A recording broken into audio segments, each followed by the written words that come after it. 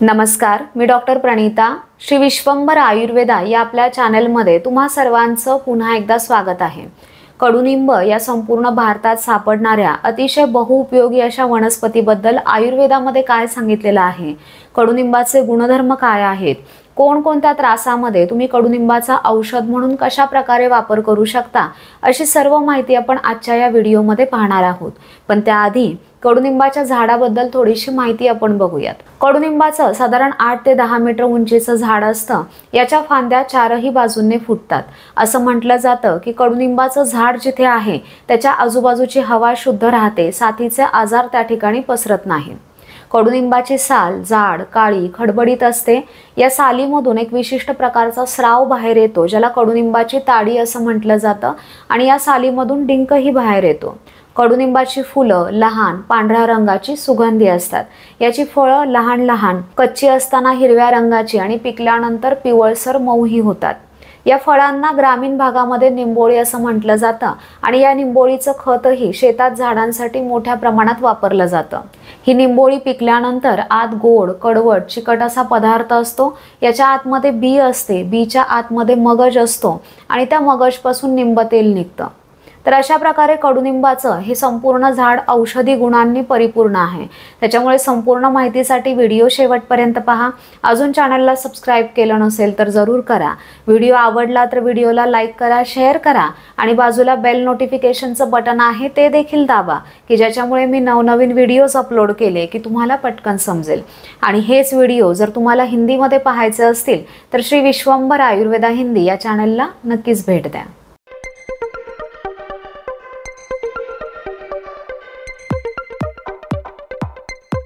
या निंबाची चव कडू असते, म्हणूनच याला कडुनिंब असं म्हटलं जातं. पण त्याचबरोबर हे चवीला तुरटही लागते. ही शीत म्हणजेच थंड स्वभावाची वनस्पती आहे. लघु म्हणजेच पचायला हलकी आहे. या गुणधर्मांवरूनच जर तुमच्या शरीरातील कफपित्त दोष वाढले असतील तर कफपित्तजन्य आजारामध्ये तुम्ही कडुनिंबाचा औषध म्हणून वापर करू शकता. आपल्याकडे गुढीपाडव्याला कडुनिंब प्रसाद म्हणून खाल्लं जातं. याच्या मागेही खूप मोठं कारण आहे. कारण गुढीपाडवा हा वसंत ऋतूमध्ये येतो, आणि वसंत ऋतूमध्ये सर्वांच्या शरीरातला कफदोष वाढलेला असतो. कारण वसंताच्या आधीच्या थंडीच्या दिवसामध्ये शरीरात कफ वाढतो, आणि वसंतातल्या उष्णतेमुळे त्या कफाचं विलयन होतो. तो कफदोष पातळ व्हायला लागतो. त्याच्यामुळे या दिवसामध्ये सर्वात जास्त कफाचे आजार झालेले आपल्याला बघायला मिळतात. त्याचबरोबर उष्णतेमुळे पित्ताचेही आजार होतात. म्हणूनच वासंतिक वमन या काळात सर्वांनीच करून घ्यायला हवं, हेल्दी राहण्यासाठी असं म्हटलं जातं. कारण वमनाने शरीरातील वाढलेला कफ आणि त्याचबरोबर पित्तही शरीराच्या बाहेर टाकलं जातं. जेव्हा गुढीपाडव्याला आपण कडुनिंब खातो तेव्हा शरीरातील वाढलेल्या कफपित्ताचं शमन होतं, रक्तशुद्धी होते, आणि कडुनिंबाचे इतर औषधी फायदेही आपल्याला होतात. त्याच्यामुळे आपण निरोगी राहतो. म्हणूनच आपल्या प्रत्येक सणांना, पूर्वीपासून चालत आलेल्या परंपरांना आपल्या आरोग्याच्या दृष्टीने खूप महत्त्व आहे. कडुनिंबाच्या पानांचे जर आपण उपयोग पाहिले तर वेगवेगळ्या त्वचेच्या आजारांमध्ये ही पानं खूप उपयोगी आहेत. ही कुष्ठहर आहेत, म्हणजेच वेगवेगळ्या त्वचेच्या आजारांचं कुष्ठाच्या अंतर्गत आयुर्वेदामध्ये वर्णन आलेलं आहे. म्हणूनच वेगवेगळे स्किन प्रॉब्लेम जर तुम्हाला असतील तर अंघोळ करताना अंघोळीच्या पाण्यामध्ये ही कडुनिंबाची पानं घालून अंघोळ करा. कारण याच्यामध्ये antioxidant, antifungal, antibacterial, antiviral, antiseptic properties आहेत. त्याच्यामुळे वेगवेगळ्या इन्फेक्शनपासून आपला बचाव होतो. धान्यांना कीड लागू नये म्हणून त्याच्यामध्ये कडुनिंबाची पानं घातली जातात, किंवा पुस्तकांमध्ये, कपड्यांमध्ये ही कडुनिंबाची पानं ठेवली जातात.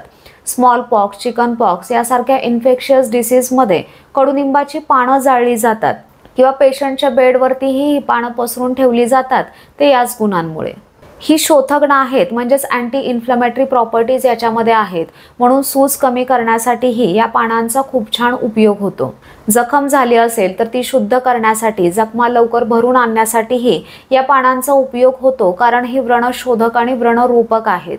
जंत झालेले असतील तर तेही याच्यामुळे कमी होतात, कारण कृमिघ्न गुण याच्यामध्ये आहे.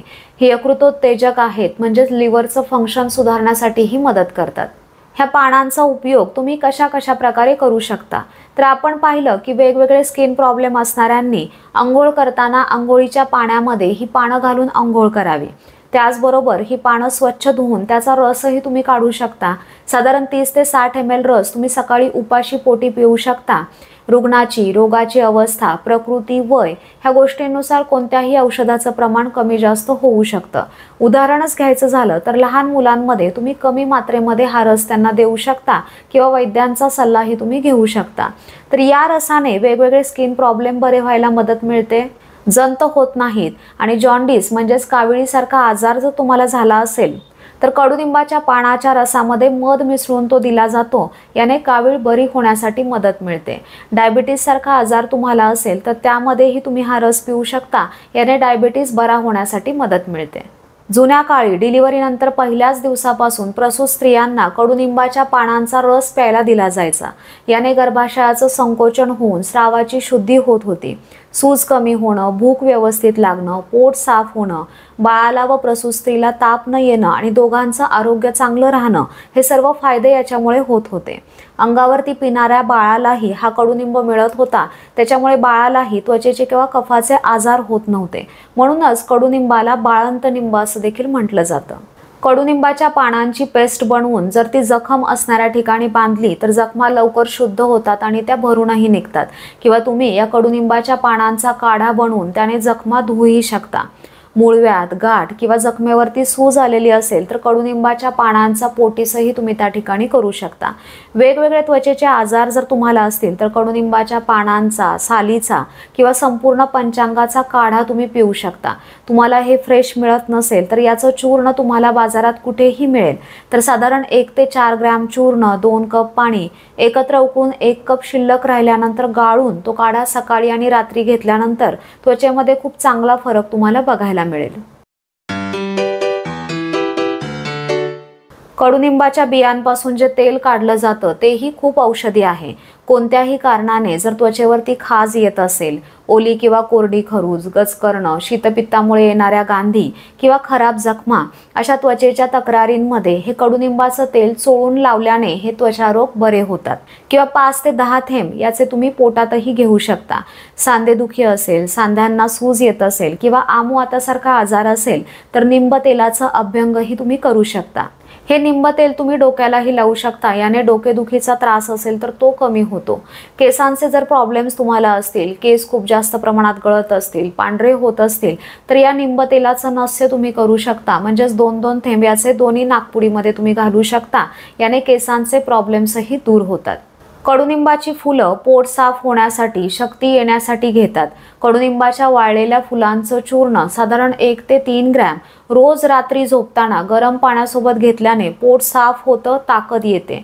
तापानंतर जो शरीरामध्ये विकनेस असतो किंवा पचन बिघडलेलं असतं त्या ठिकाणी ही फुलं उपयोगी आहेत।